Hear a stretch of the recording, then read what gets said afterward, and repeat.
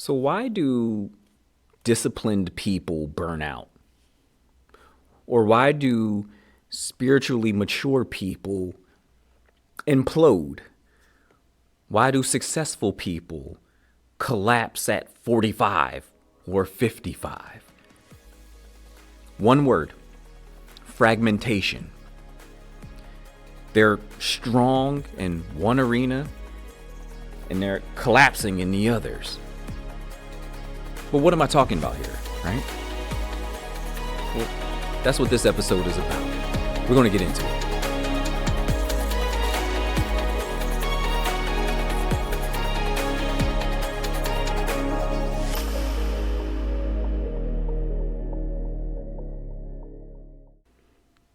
Here's a question I've asked hundreds of people over the years, from pastors to CEOs, from athletes to students, from parents to entrepreneurs. Where are you strong and where are you struggling? Almost everyone can answer the first part easily. I'm strong spiritually, I'm disciplined physically, I'm sharp mentally, I'm great at my career. They know where they excel. But when I press on that second question, where are you struggling? The answers get more interesting.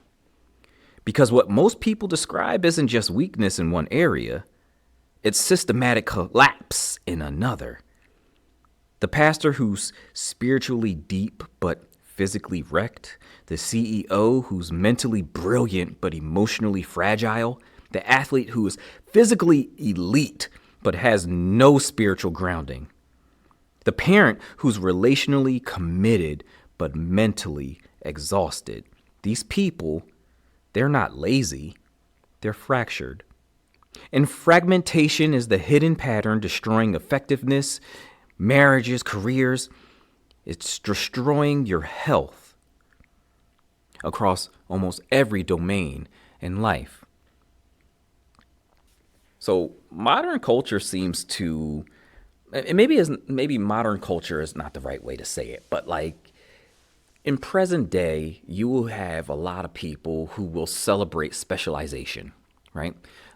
Think about it, right? Like in academia, you want to be the person who goes into a particular field and becomes the expert in that field.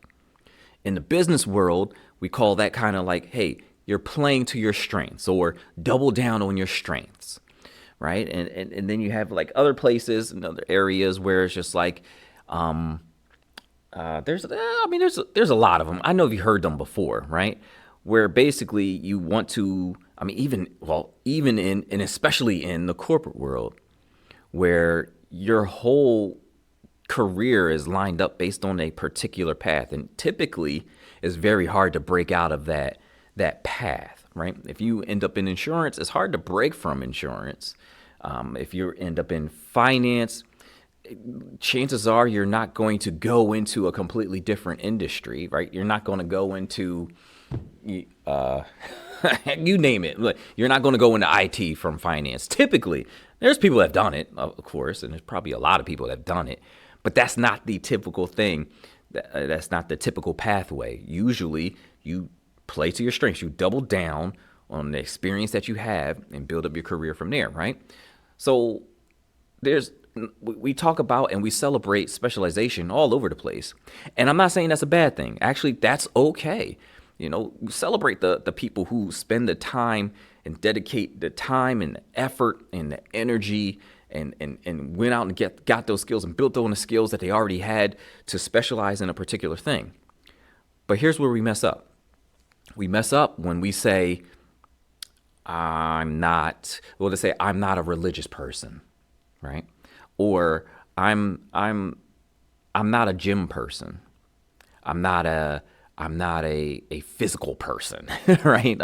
I don't really, or you say, well, I'm a spiritual person, right? All of these are statements. They're all justifications, right? It was like, I'm more of a thinker. I'm more of an analytical person. Or look, I've said it for years. I'm a numbers guy, right? A lot of times when you say these things are said not only in efforts to say like, hey, I specialize in this one thing, but also it's kind of it's almost like an excuse to say like, hey, I'm this and I'm not that, but I'm this and I'm really good at this. So this is what I am. So what I'm saying is a lot of times a specialization in a role, people will take that and apply that same ideology, that same methodology to the entirety of their being. So then all of a sudden their role becomes who they are. And you see that a lot in the corporate world where it's just like, hey, look, I'm a fill in the blank here. And they dedicate all of their lives to being whatever it is that you filled in that blank with, right? So for instance, I was in finance. When I was a regular financial analyst, right? That'd be like me taking my financial analysis career and saying that's who I am and that's what I am, right? Both of them combined. It's like, who are you? I'm a financial analyst. That's where we get into trouble, right? Because then we take this specialization of this particular path, this particular career path here in this instance, in this example, but we take the specialization of this particular role and we adopt it to our entire being. And that causes issues. And this same problem happens, or this same thing, this typically happens with Christians as well, right? Now, again, I'm not saying that specialization in a particular role is bad. It's not at all. But when you adopt that to mean the entirety of your entire being, there you go. That's a problem. The entirety of your entire being. The entirety of your being, I mean. When you take that to basically mean all of what you are, that's where you run into a problem. So like I said, for Christians, what happens is we are all supposed to have different gifts. We're all given different gifts and different jobs and different functions within the body of the church. That's good. That's what it's biblical, it's written. That's fine. But then the sneaky part is that people will typically use their role as a justification to neglect other arenas of their life. Case in point, you have somebody who's running a ministry and they're running themselves into the ground because they're serving, they're feeding others, whatever it may be, but they're also being fed spiritually. And they saying, hey, my spirit will carry me through. God will renew my spirit. That'll carry me through. And yes, God absolutely does renew your spirit. But a lot of times what happens is you're neglecting your body. If you're getting 3 hours of sleep because you're running a ministry, you're going to burn out. That's just a fact. That's what happens, right? But these ministry leaders would then drive their bodies into the ground for the sake of, right? So they're fragmented too. But here's the thing, the fragmentation in the Christian community is almost justified.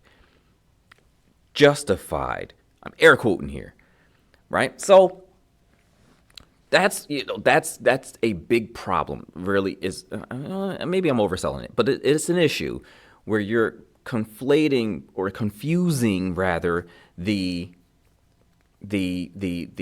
specialization in a role with who you are as a person, as a being, with all of these different arenas working together. So a lot of times what people will do is they'll hide behind their role. They'll hide behind one arena that they're strong in. All right? So, I mean, clearly, like, just take a physical person. They're in the gym all the time. They love working out. They're getting everything, and their health is, in that sense, is good. But they're a jerk. So they don't have many friends. But hey, look, they're in good health, I guess, right? They're okay. But they don't really think too much. So they're open for manipulation. But I mean, still, they get their reps in and everything's good, right? But they don't really have much emotional intelligence. So they can't really tell when somebody is actually upset with them from something they did. So they really don't have that much awareness either. But still, I mean, they could run 5 miles easily without breaking a sweat. Right? You see my point? So the biblical framework here, and everything that I'm building right now, everything that I'm telling you, and all these observations and all these things that I'm realizing on this journey, a lot of it, most of it, next to all of it, 99.999% of it stems from something biblical, because that's just the way I see it. And in this case here, Mark 12:30 comes to mind, right? Mark 12:30 says, "Love the Lord your God with all your heart, soul, mind, and strength." What that doesn't say is, it doesn't say pick which arena that you're best at and work with that one and forget the others. It doesn't say, operate on heart only. It doesn't say operate on spirit alone. It doesn't say operate with your strength, by your strength, and continue on, right? That's calling for the entirety of your being. The entirety of your being. That's the basis. So a lot of times it trips me out sometimes, where it's just like, especially when there are Christians who will read that and completely go over the fact that they're really only specializing in one arena. Maybe they really understand the heart arena, and they neglect everything else. Now, don't get it twisted. I'm not saying that these people are lazy. I'm not saying they're lazy at all, because a lot of them are very, very hard workers. They work hard at whatever they're doing, whatever they specialize in terms of their role. They work very hard at that particular, staying strong in that particular arena. They're not lazy. And I wouldn't even say they're confused. They're just, that's what fragmentation or fragmented is. That's what I'm saying. They're fragmented. And even if you wanted to, let's just say, like, even if you didn't line up with the biblical, with any biblical truth or anything like that, fine. But the reality is, and you can see this, this is observable many times over, is that your body affects your mind, and your mind affects your heart, and your heart affects your mind, and your soul, or, well, okay, if we're not going off of the biblical thing, so like for the biblical people, it's the soul, but for, I guess, everyone else, your sense of purpose and meaning in life, whatever it may be, that thing affects all of it. It affects your body, it affects your mind, and it affects your heart. They all interconnect. They all interplay with each other. So again, where you might be strong in one thing, and that's enough to hold the boat and stop it from gathering water, you still have some cracks there that could potentially bust wide open, and then you sink. And I've seen it way too many times. Heck, I did it myself, right? Like that's the thing. Like, a large part of what I'm telling you here is through experience as well. Again, I was in the corporate world. I made my job my complete identity. That's exactly what I did. And then I made my next role, whether it was in the corporate world or whether it was in my business, wherever it was, then I made that my identity. And all the while, I was lacking in a couple things. And I can tell you personally, relationships, they were suffering. They were hurting, right? I don't think I ever suffered intellectually, because I'm an analytical person. But I never had trouble with the analysis. I never had trouble with the intellect. And in fact, I would think myself into trouble and think myself out of trouble, right? So that was always a thing. Had heart issues, though. Didn't know how to process a lot of things. And another thing, I was a body. I guess I still am a body person, right? I love working out. I love seeing what this body is capable of. So it was just like where I was strong in mind and body, and maybe I was pretty strong in soul and spirit. I was suffering in heart.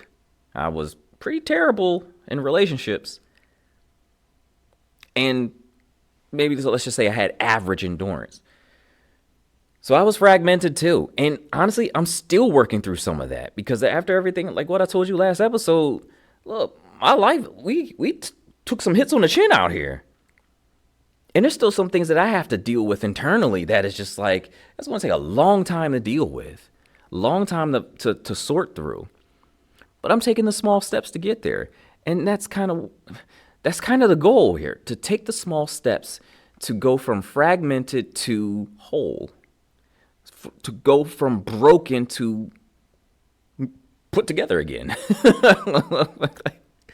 Because integration across all of those arenas allows you to do your specialized role even better.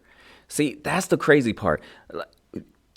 The more you specialize, so the more you take on your specialized role as your identity, the less you're able to do within your specialized role. Because eventually that leads to ruin.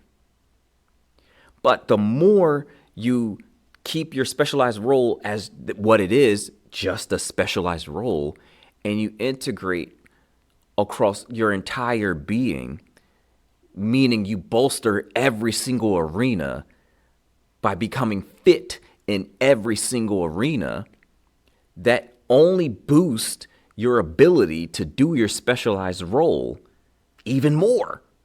But there is somewhat of a catch. There's some pitfalls to look out for, so to speak. One of them is putting on a show, right? And I call that like literally putting on a show, right? The easiest way to explain this is actually to start with Christianity. And let me paint a picture for you. You go to a church and you're waiting for the pastor to step in and he's getting ready to preach and everything like that. And this dude comes on some wires and he flies down from the ceiling and there's all these fireworks and there's all these explosions and everything like that.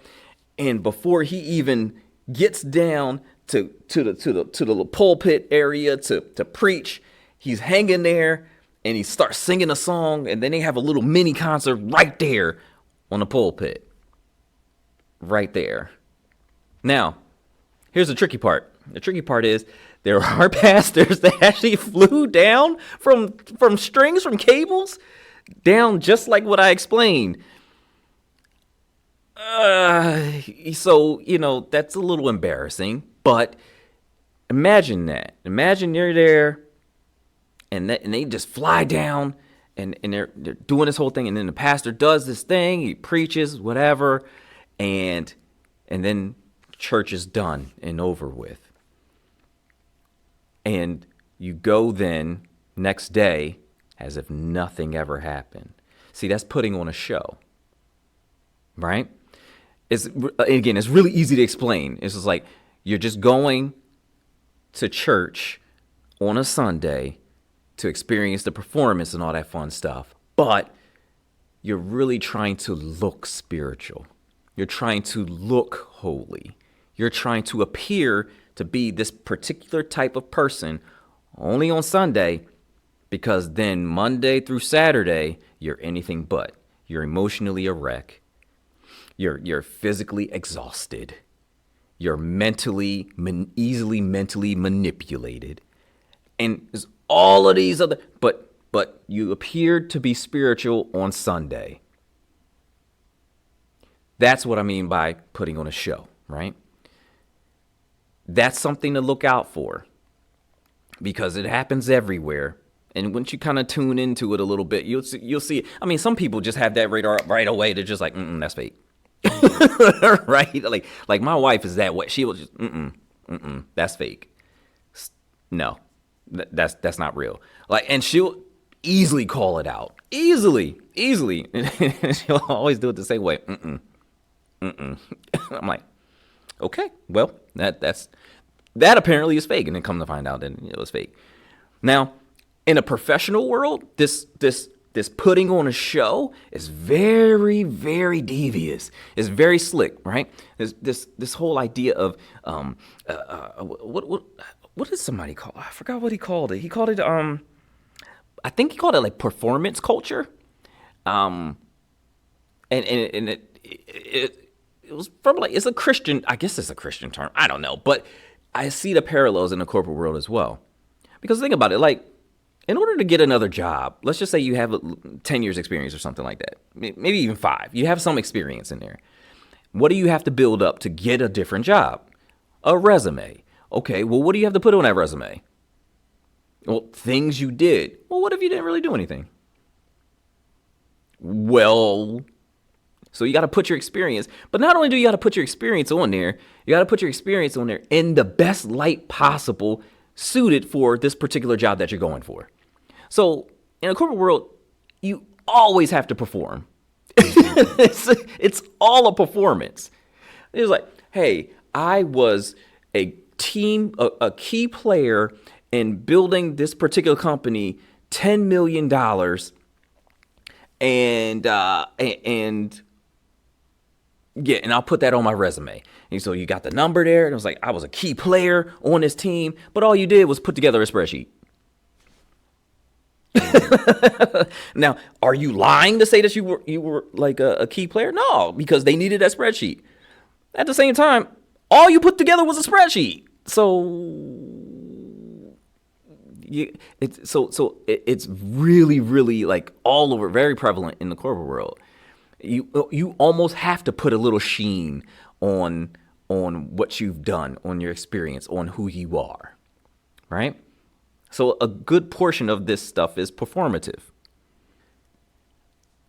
I mean, look, you could have your LinkedIn profile all snazzy, all jazzed up and everything like that, all stacked up with all these things, all the competencies and everything like that, and still suffer from anxiety in the background, and still be on the verge of burning out and collapse.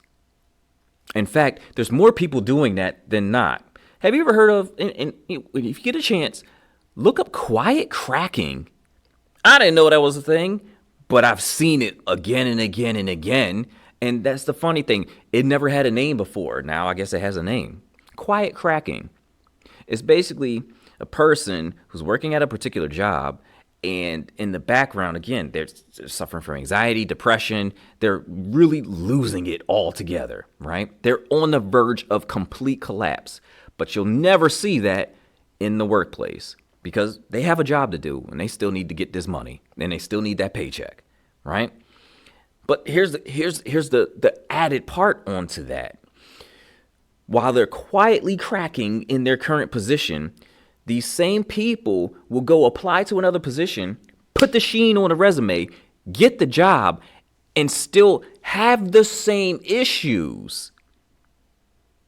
Still be on the verge of collapse, still have that same anxiety, still have all of those same issues that they had in their previous job. Now they're bringing it to their new one, and then something doesn't go right again, and they're wondering why it's not working out for them because they're not actually handling the real issue. They're not handling the internal stuff because that's hard to handle. That's hard to deal with, and that takes time. It's way easier just to shine up that resume real nice and make this company think that you have it all together. All that to say that looking successful, and you know this, looking successful is not the same thing as being whole. I repeat, looking successful is not the same as being whole, put together, sound. And it's this internal wholeness that allows you to excel at your role, not the other way around, right? So if you fall for the trap of putting on a show, if you fall for that performance culture, all you're really doing is shining things up real nice to a polish, but you still have the same cracks that are sitting there waiting to expand. And they will almost guaranteed expand on you, right? So the best thing to do is to work on that foundation. Get it together again. Build on something solid, not on something that's cracked and chipped and messed up already. Now, there's ways we do this, though. And we'll get into those ways, and there are a lot of ways, large ways, small mini ways, micro moves, things like that. But there are plenty of ways to get to that point of wholeness, right? But the point here for this podcast episode is basically to say, hey, your role doesn't exempt you from being whole. Okay? Now, I'm gonna give you a few examples, right? I mentioned a few names up front in the very beginning portion, or not a few names, a few positions, right? So I like talking about, like, because these four examples are more, they're not like direct people or anything like that. They represent groups of people, so they're like avatars, okay?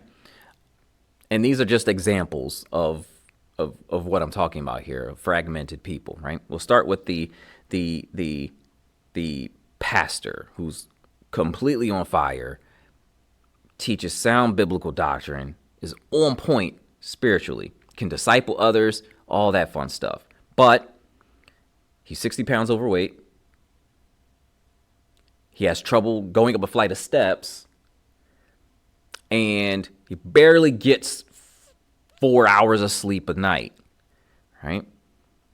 By the time he's 42, he's already out of the game, and he could no longer serve because his body limited his ultimately his body limited his capacity to serve. Now, this is not including, and don't hear what I'm not saying here, right? So this is not including, especially when you're talking about the body, this is not talking about anybody dealing with chronic disease. That's a different thing unto itself, right? Like my wife deals with chronic disease. In fact, my former pastor, he deals with chronic disease. That's a different ball game, right? That's a different situation, right? But I'm talking about the people who, like, they have the capacity to do something with their body, and they're not operating at that capacity. Thereby, they're limiting their capacity to do anything else in any other arena. Okay? That's one example. Another example is a high-performing executive of a Fortune 500 company or something like that. And let's just say she leads teams, has led teams, is very strategic in her thinking, has earned the company millions of dollars. It's so on point with her career, but she hasn't exercised in 15 years. She's pre-diabetic, and she often suffers from, like, stress headaches. So she's in a very demanding position that asks a lot of her, and her body is limiting her capacity to actually do her job well. Because what happens is by the time she hits her 40s, she has her first heart attack, and that takes her out completely. So she didn't fail because of her intellect. She didn't fail because of how well she did her job. She failed because her body wasn't up to snuff. She failed because she didn't extend her capacity by training her body as well. Another example, I'm going to give you the emotionally, I'll give you an emotionally fragile entrepreneur, right? So they run and sold multiple businesses. So they built the businesses up and sold them, but he can't relate to anyone on an emotional level. He has next to zero emotional intelligence. Therefore, his marriage falls apart and his kids can't stand him. That's a little harsh, but I've seen that happen. Unfortunately, I've seen that happen more than a few times. So because he's not able to bolster his own emotionality, and he's not able to care for his wife and his children on an emotional level, he loses them. He might still have the businesses, though, but to me, and I would hope to you as well, that's not necessarily successful. Success, with this idea of success without wholeness, is not really successful at all. It's still fragmented. And it eventually comes to hurt. Because it's just like, well, if you're not that emotionally astute, then how are you building relationships? I'll give you another good one. Another good one would be and we've seen this before, and I've seen this way too many times. I mean, we've all seen it. It's the spiritually bankrupt athlete, right?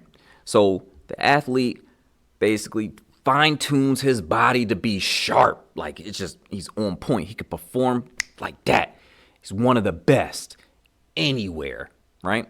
Proper nutrition, proper exercise, gets enough sleep. They take care of their body. But then they get hurt playing their sport, and then they're out.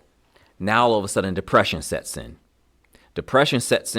They question who they are. They have no identity now all of a sudden, and a whole bunch of other negative things start to flood in. Why? Because they made their sport their identity. They made their role their identity, and they had nothing left to go off of when that was taken away. And here's the thing, right? Let's just say if this particular athlete did a little bit of soul work, it wouldn't have been as bad because they knew who they were at that point, and it didn't necessarily have to do with the role that they played on this team, whether it be football, basketball, whatever, on this sports team, right? I've seen that a lot. I've seen that a whole lot. Their whole sense of meaning goes down with the injury. That's fragmentation as well. And then we get to the parent, the exhausted parent, right? Parenting is exhausting anyway, so but there's this. So think about it this way. There's this parent who is completely attentive to their kids, which is great. Thumbs up, right? Absolutely excels at their role as a parent. Is there for every single child, is there for every single event, and lines them up. But they neglect themselves mentally, right? So relationally, they're really good. Emotionally, they might even be really good. But mentally, they neglect. So they consume pointless, mindless content. They go on, they never challenge their thinking. They never think critically. So then what happens is, over time, the kids grow up. The kids move on. The kids move out and they live their lives. But this parent is still stuck there now with their mind being an empty wasteland and nothing to do. I've seen that one happen quite a few times too. So those are a lot of the examples that, I think I gave you 5 different cases, and they're avatars for groups of people. And I mean, there's plenty more. But those are the ones that I think you get the point of what I'm saying by fragmentation.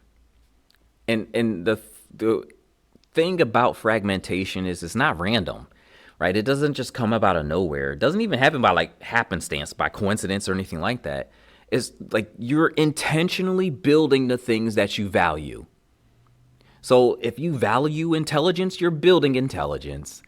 If you value, physical prowess, then you're building your body, right? So you're intentionally building those things that you value. And the ones that you don't value, you dismiss.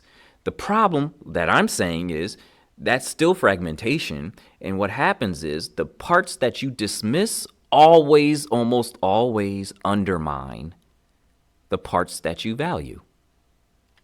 And this creates a system-wide failure, right? A weak mind typically lets emotions run amok, right? A weak soul typically takes out the meaning for a lot of the things that you do in life. And then you start to be kind of led astray. Oh, another thing, a weak mind is also easily manipulated. You heard me say that like 20 episodes ago, right? So it's like At any point that you see this weakness, it would behoove you to start to get fit in that area, because it will undermine any other arena that you may be strong in. So why does this happen though? Why does fragmentation happen? And a lot of it comes down to messaging. Honestly, it comes down to messaging. And I mean, you could say it's like, well, this is how I was raised or something like that. But think about it this way, right? And I'm going to read off quite a few of the messages that are out there, right? So from a cultural side, or like from cultural messaging, we're told to focus on what we're good at. We're told to play to our strengths. We're also told that you can't be good at everything. Like, you've heard these things before. And most of this, and here's the thing, like, they're not 100% wrong, but it's not 100% true either. And that's the sneaky part of the cultural messaging, right? But there's also religious messaging, right? You just focus on spiritual things, right? The body doesn't matter. It's passing away anyway, right? From dust to dust. And your feelings are unreliable, so you can't trust them, right? These are the things. These are a little bit more religious, but those are the messages that are going around in the church right now, right? And the thing is, it creates spiritually mature people, but then they're like weak in everything else. They're underdeveloped in their hearts and in their minds and in their bodies. And then it all comes to collapse anyway. But then there's also corporate messaging, right? You grind now, grind in the early parts of your career. You'll rest later. Rest when you retire. What? And success requires sacrifice. I love that one. That was a great one, right? And then, I've heard some people say, and this is not a generally widespread message, but it's like, your body is just a vehicle for your brain. And that's a little weird. I've actually heard people say that before, though, in the corporate world. So it is what it is. But again, the whole corporate problem is it creates successful people who collapse by the time they're 55.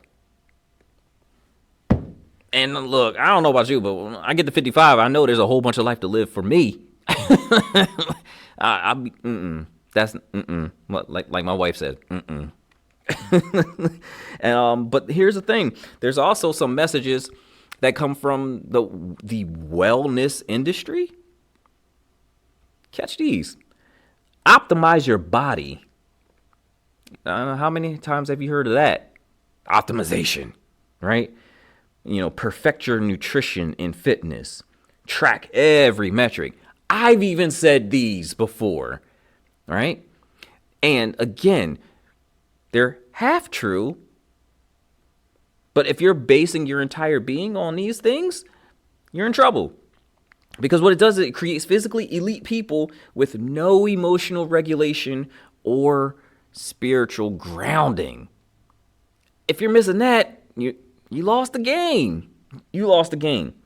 And then there's also there's these other things that, there are time constraints. And this is what this is what I hear, honestly, more than any of these other things. And it's like, I don't have time to work on everything. Or I have such a busy schedule, I can't fit this, that, and a third in. And it's interesting. That's why I go to the micro-move way. It's just like 5 minutes. You have 5 minutes. You have 5 minutes to add to yourself. 5 minutes a day. Maybe 5 minutes per arena. That would be 20 minutes per day. If you don't have that, I haven't met anybody that doesn't have that, to be honest with you. But you end up at that point, if you feel like there's restricted time, you end up picking 1 or 2 arenas and then just, punting the rest. And there's places and people that will tell you that's okay. What I'm telling you here is that's not okay. That's definitely not okay. You won't reach your goals that way. Fragmentation is the norm.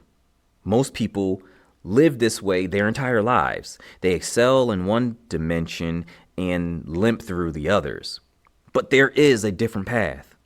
So I explained to you what fragmentation is. I explained to you why that's an issue. So we went over all that stuff. So now we're at the point where it's just like, well, what's the solution? Where's the problem solving here, Evan? Like, let's bring it together here. And a solution is integration. You would want to be, and let me put it to you this way. I'll tell you what integration is not. Integration is not balance. See, balance is a myth because life has many different seasons. There's some times where you're going to be able to put in more into one arena than the other. That's the way it is. So don't think it's working on everything equally at the same time. You are working on everything at the same time, but not in equal measure, right? It's basically getting you to a point where you want to be functional in all arenas and not messed up in any of them. So basically, you're building a solid foundation to build on. And I will say this, moderate strength in all 6 arenas will beat exceptional strength in 2 and weak in the others, and severe weakness in the others. It'll beat that any day, because where you're severely weak, where you're fractured, again, will take down those 2 places that you're exceptionally strong. Happens every time. So ultimately, and we went over this before, but I'm gonna run it down to you again. What is the scowl method? Right? Because I'm telling you all this about fragmentation and integration, because all of that leads into the scowl method. This is why I built the scowl method in the way that it is, right? And I'll wrap it off again. The scowl method, the framework in and of itself, deals with your heart first, right? That's emotional regulation. It asks you certain questions. Can you feel without being ruled by feeling? Can you process anger, grief, joy without suppressing it or exploding? Right? The next one is your mind, and that deals a lot with critical thinking, right? Can you think for yourself, first of all? That's such a basic question, but it's one that needs to be asked. Can you think for yourself, right? Can you evaluate information, detect manipulation, or make wise decisions? Right? Those are 2 key questions under the mind portion there, right? Then we talk about body, the body arena that deals with physical stewardship. Remember, right? And it's like, can your body sustain the demands of your life? Does sleep, movement, and nutrition, are they, all 3 of those things together, are they functional or are they broken, right? And then we talk about the soul. That's the deep inner work and meaning, right? What grounds you when everything else is stripped away? When you hit those exceptionally tough seasons in life, what keeps you grounded? What's your purpose beyond performance and productivity? And for Christians, this is easily the relationship with God. Right? It tackles the part of humanity that largely goes unaccounted for. It answers the deepest questions of existence. Then you have those 2 additional ones, and they're not necessarily arenas by themselves, but I kind of count them as that now, right? The first one is endurance. It basically measures your capacity under pressure, right? Can you sustain effort over time? Or do you burn bright and collapse? And the second additional arena is the relationships arena, right? And it's like, do you have a healthy relational structure, right? Do you have people who actually know you? Or do they know what you want them to know about you? Are you isolated? Are you faking connection without actually experiencing it? And that's that one kind of hits home a little bit for me personally. Um, yeah. So each arena has its own framework. There's no vagueness here, and each arena has a certain set of exercises to do to get fit in it, right?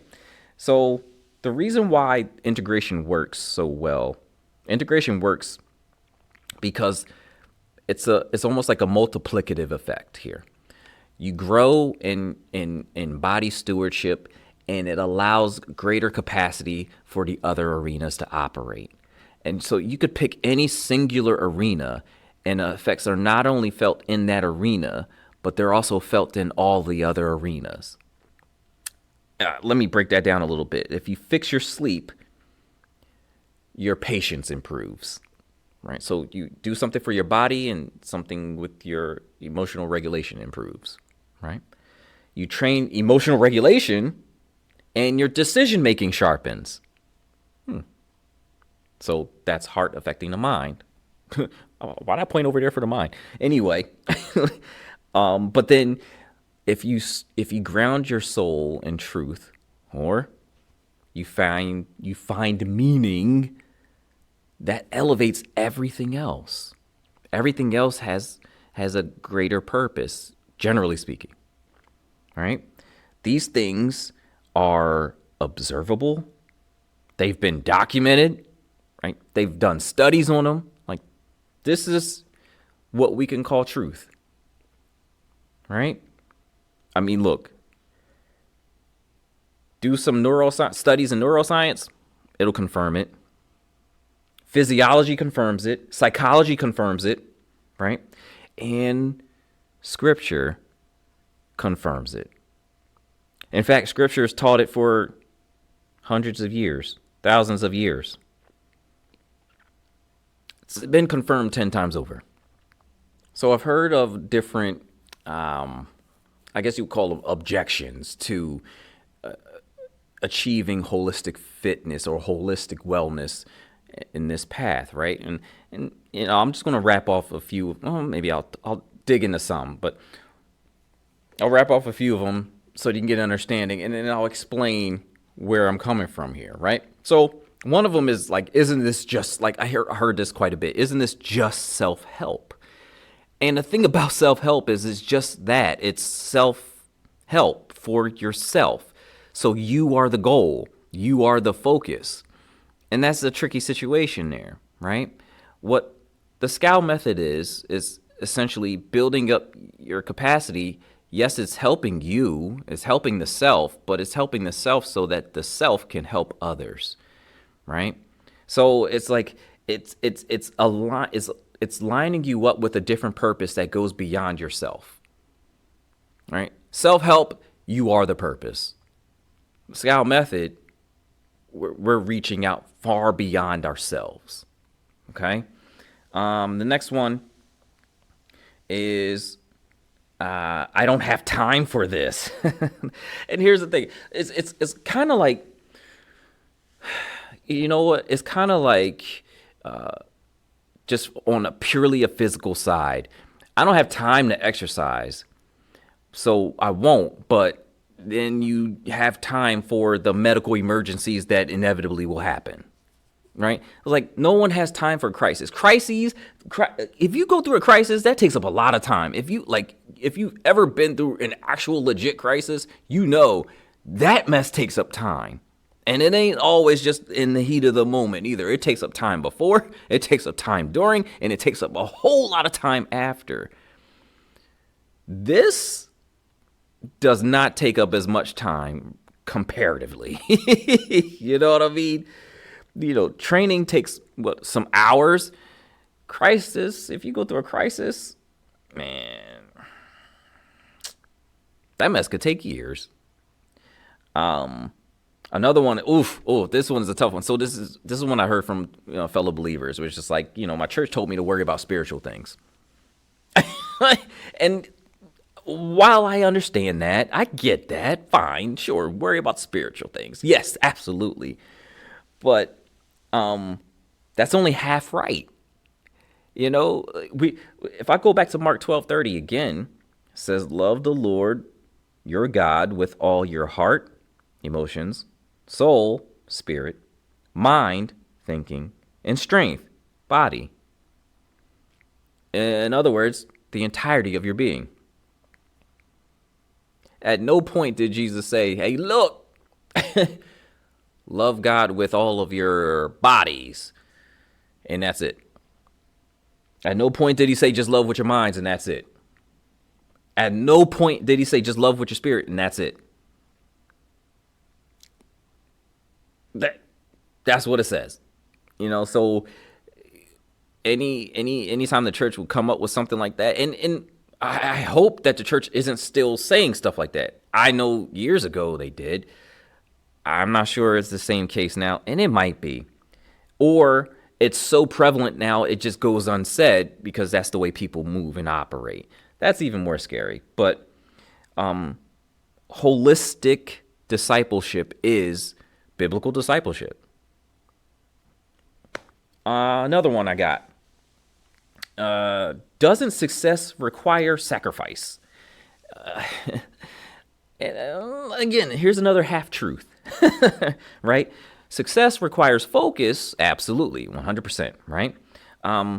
But being fragmented, that's not focus. That's being fragmented, right? It's neglect disguised as dedication, right? So you're dedicating yourself to one arena, you're dedicating yourself to one profession, to one role, while neglecting everything else about you. I don't know if that's an even deal. I don't know if that's a good trade to make. And here's the thing, like, we're looking for a sustainable surge of energy, like sustainable over the long term, not these quick spurts. You know, not these, you know, that's almost like lines up with like a get rich quick kind of scheme type thing, right? It's just like, look, none of this stuff happens fast. It happens small little bits at a time over the long term. So it doesn't necessarily require some great sacrifice that, yeah, it really just requires your focus, and you got to look at it differently. Yeah, so those are the main ones. I've heard plenty more. And actually in the book, there's more different objections. And look, I go over them, I handle them with a certain level of care because, I mean, listen, I've heard a lot of them. Well, I'll put it that way. I've heard a lot of them. Fragmentation is the hidden enemy. It's socially acceptable. It's culturally reinforced. It's often professionally required. Sometimes it's religiously justified, but it's killing you. You can't build a life on fractured foundations. Eventually, the cracks spread. The weak areas, they collapse. And everything you build in your strong arenas becomes unsustainable. The pastor eventually burns out. The executive has a heart attack. The athlete gets injured and has no identity. The parents raise kids but have no self left when they leave. Integration is the way forward, not balance, not specialization in being.